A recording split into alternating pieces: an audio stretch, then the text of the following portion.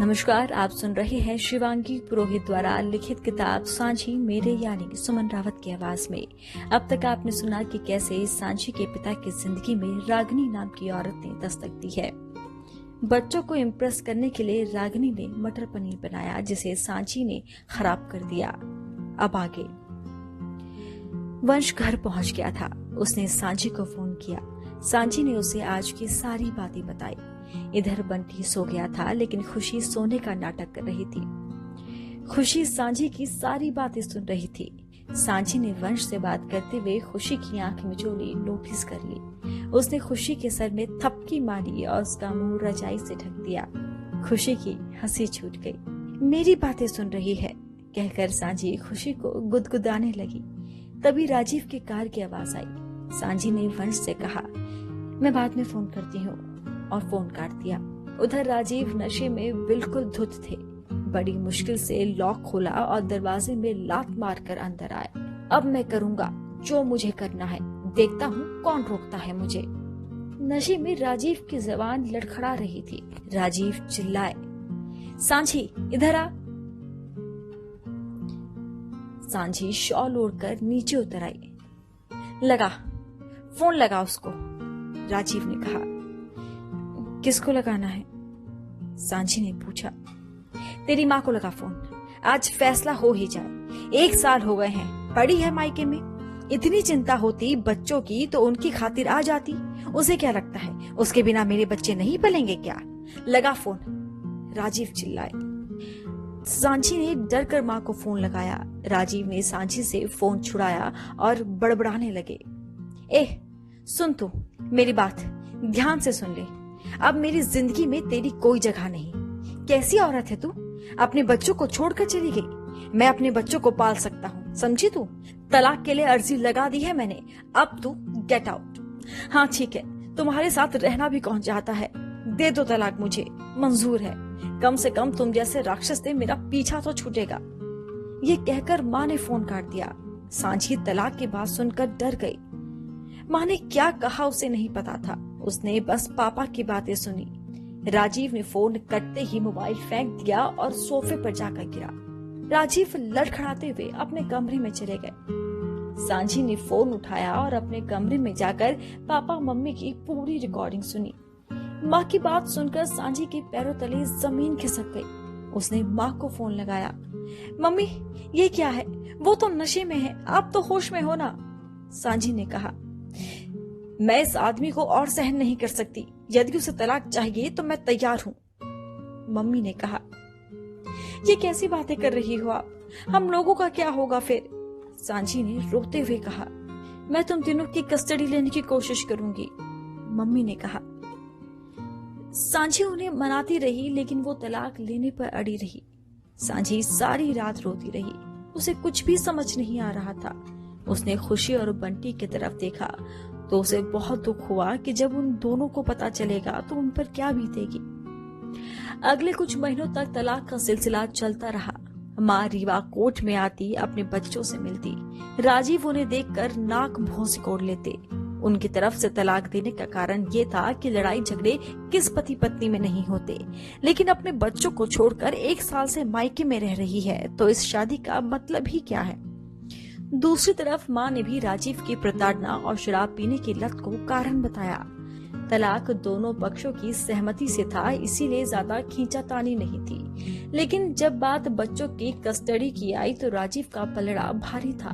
उनके पास पैसा था, घर था, सरकारी नौकरी थी, मतलब सारे ऐशो आराम थे। लेकिन माँ के पास कुछ भी नहीं था। इसीलिए कोर्ट ने तीनों बच्चों की कस्टडी राजीव को दे दी। इधर माँ ने अपने लिए कुछ पैसों की मांग की, लेकिन राजीव ने इस दलील के आधार पर कि ये मायके में सबकी सहमति से रह रही है, वहाँ इसे किसी चीज की कमी नहीं है, ना ही इसके सिर पर कोई जिम्मेदारी है, बल्कि मेरे ऊपर 3-3 बच्चों की जिम्मेदारी है, तो मैं अपने वेतन का एक हिस्सा इसे क्यों दूं? और माँ को पैसे नहीं दिए। तलाक के बाद राजीव की माँ के परिवार वालों से जमकर लड़ाई हुई। साथ ही कोर्ट ने राजीव को शराब ना पीने की हिदायत भी दी। इस तरह सांची की जिंदगी के ये 3 महीने बहुत कष्टदायी रहे। राजीव ने माँ की सारी चीजें, उनके कपड़े, गहने और तस्वीरें सब उन्हें वापस कर दिए। आखिरी बार माँ अपने तीनों बच्चों से कोर्ट में मिली। तीनों उनसे लिपटकर बहुत रोए और फिर राजीव बच्चों को अपने साथ ले आए। राजीव ने उन्हें माँ से बात ना करने की हिदायत दी, लेकिन फिर भी वो छुप छुप कर माँ से बात करते थे। उनका जो रिश्ता माँ से था वो कभी नहीं टूटा। राजीव और माँ के तलाक के बाद रागिनी लगभग रोज घर आने लगी। ये सारी परिस्थितियां सांची के बस के बाहर थी। सांची पूरी तरह टूट चुकी थी। वो घंटों अकेली कमरे में बैठी रोती रहती। उसके दिमाग पर इन सब चीजों का बहुत गहरा असर पड़ रहा था।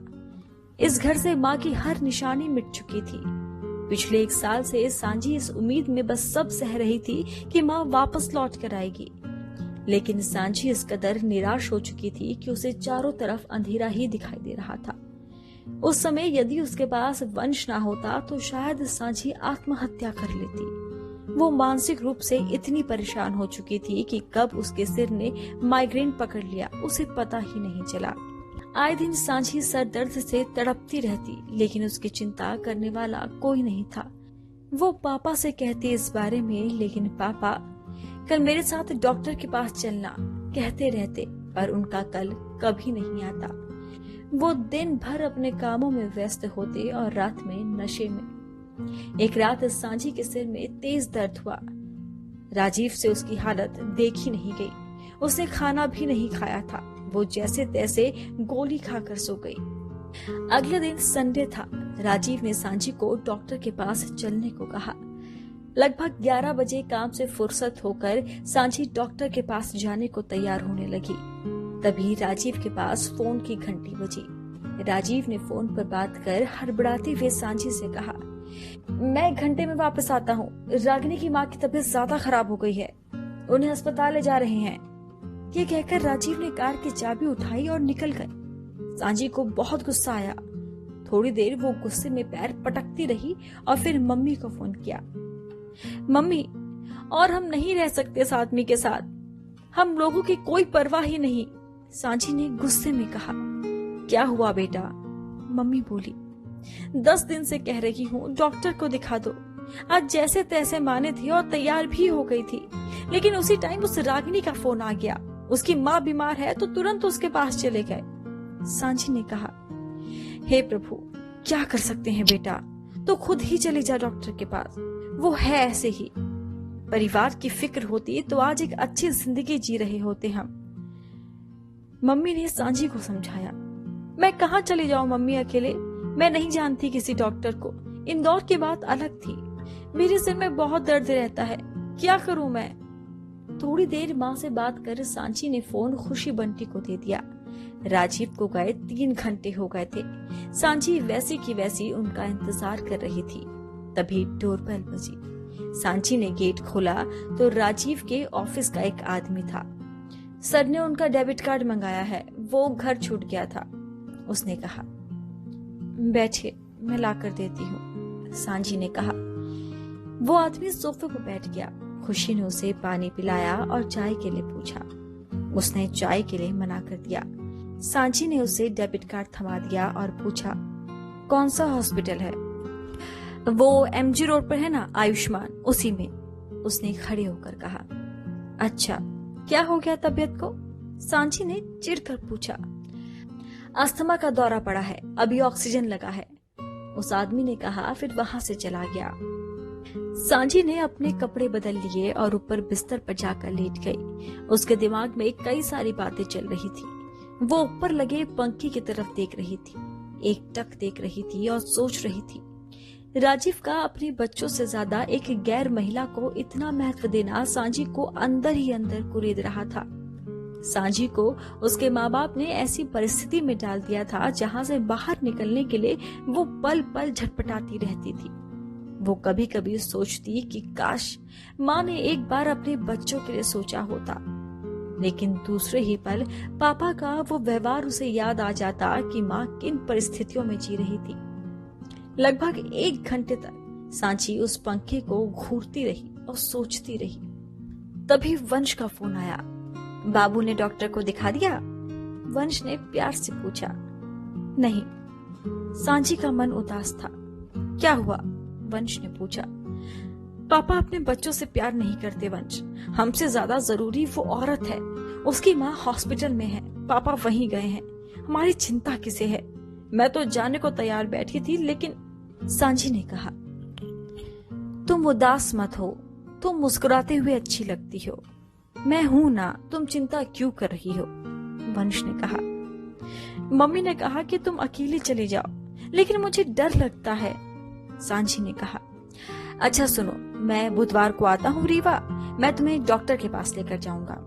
तुम्हें पापा के हाथ पैर जोड़ने की जरूरत नहीं है। मैं हूं तुम्हारा ख्याल रखने के लिए, वंश ने कहा। वंश, तुम कभी मेरा साथ मत छोड़ना। तुमसे ही तो मुझे ताकत मिलती है। तुम्हारे बिना मैं नहीं जी पाऊंगी। सिर्फ तुम्हारी वजह से मैं ऐसी परिस्थिति से भी समझौता कर पा रही हूँ। ये सब मेरे बस के बाहर होता जा रहा है, लेकिन तुम ही वो वजह हो जिससे मैं ये सब सह पा रही हूँ, सांची ने कहा। सांची, मैं हमेशा तुम्हारे साथ रहूंगा। जिंदगी के किसी भी मोड़ पर तुम्हारा हाथ नहीं छोड़ूंगा। ये मेरा वादा है तुमसे, वंश ने सांची से कहा। सांची ने वंश का फोन रखा। उसे एक अजीब सा सुकून मिल रहा था, जैसे सब कुछ ठीक है। वो फिर पंखी की तरफ देखने लगी, लेकिन इस बार वो दुखी नहीं, खुश थी। तभी फोन से टन की आवाज आई।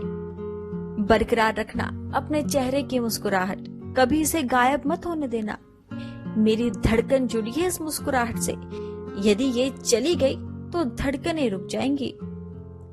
पढ़कर सांची के चेहरे पर लंबी सी मुस्कुराहट बिखेर गई। उसने अपने फोन को सीने से लगा लिया और वंश के बारे में सोचने लगी। उसकी आंखों के सामने वंश ही वंश दिखने लगा। उसे याद करते हुए सांची गहरी नींद में सो गई। राजीव देर रात घर आए और सीधे सो गए। सुबह जल्दी उठकर वापस हॉस्पिटल चले गए। उन्हें अपने बच्चों का होश ही नहीं था।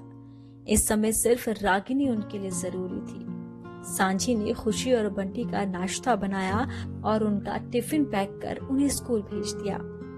सांची नाश्ते के बर्तन धोने लगी, तभी बाहर से किसी के आने की आवाज आई। दरवाजा खुला हुआ था। देखा तो रागिनी एक लड़के के साथ दनदनाती हुई किचन में घुस गई। वो लड़का था या आदमी, सांची इसमें कंफ्यूज थी, लेकिन उसकी उम्र ज्यादा लग रही थी। सांची, जरा कुकर धोकर देना, जल्दी से पुलाव बना देती हूँ। राजीव जी को ऑफिस जाना है। नंदू, जल्दी से मटर छिल दो, रागिनी ने आते ही कहा। सांची ने कुछ कहे बिना कुकर दे दिया। ये मेरा छोटा भाई है नंदू, मदद के लिए साथ में ले आई हूँ, रागिनी ने कहा। सांची ने नंदू की तरफ देखा। दिखने में एकदम घुन्ना सा था। छोटा कद, गेहुआ रंग और हल्की सी चांद निकली हुई थी। दिखने में एकदम आवारा लगता था। वो दिखने में बिल्कुल भाभी जी घर पर है सीरियल के सक्सेना जी जैसा लग रहा था।